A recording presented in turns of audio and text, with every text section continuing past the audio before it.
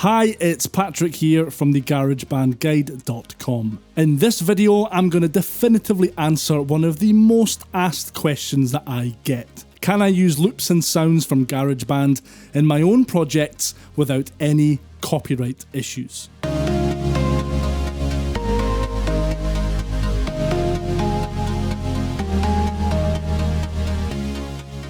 The short answer is yes. Yes, you can. Okay. You can use any of the stock sounds and loops that come with GarageBand in your own projects, commercial or otherwise.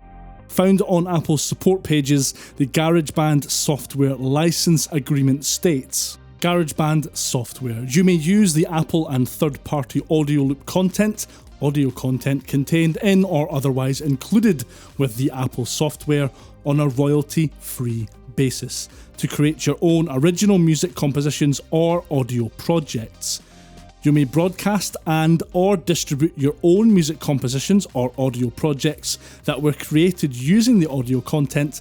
However, individual audio loops may not be commercially or otherwise distributed on a standalone basis, nor may they be repackaged in whole or in part as audio samples, sound effects, or music beds.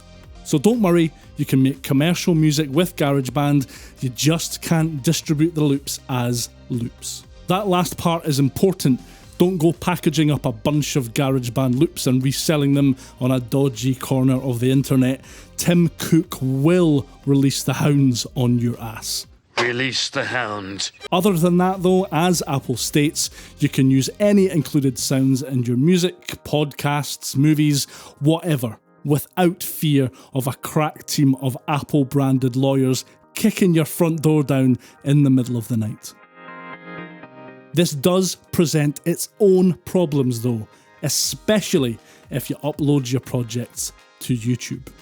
3 times now I've had videos demonetized or had a revenue split imposed on a video because YouTube's copyright algorithm has matched a loop used in one of my videos with one used in some random artist's uploaded song, or an artist has flagged one of my videos as including their copyrighted content. While researching this video, I checked to see if I could look at historical copyright notices on my channel to include them here, and noticed that I actually had a copyright notice active right now on one of my videos. So I screen capped the process of filing the dispute, as I thought it might be handy if people going through the same process had a walkthrough to refer to.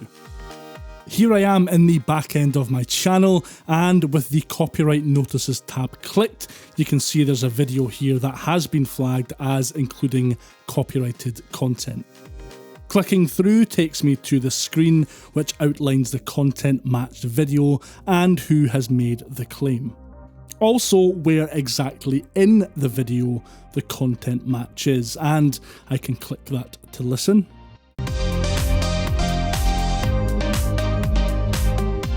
Well, it's the same bloody music all the way through, so I'm not sure why these timestamps are specified. That is in fact a track I put together a few years ago to serve as backing music for videos using, you guessed it, loops from GarageBand's loop browser. Here I can choose to accept that I'm in the wrong and remove song, which will mute the video at the specified timestamps, which I'm not going to do. Or I can file a dispute, which I'll click now. On this page, selecting the content is in the public domain or not eligible for copyright protection is the way to go. YouTube will then double check you're sure you want to go ahead with the dispute. You're then asked to briefly explain the reason for your dispute and tick a bunch of boxes to proceed. I'll type the same sort of thing I have in the past, explaining that the matched music comes from GarageBand and that all content is royalty free.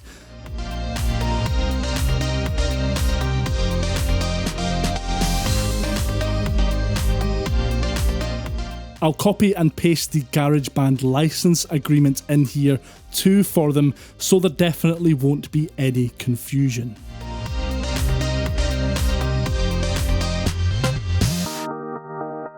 With that all done, you can see on the videos page that it's marked as dispute in process. So if we go and check out the video that has the same sample in it that is apparently copyrighted, this is Mark Maslow, Capital 1 DMAR key Formel audiobook. That's bizarre.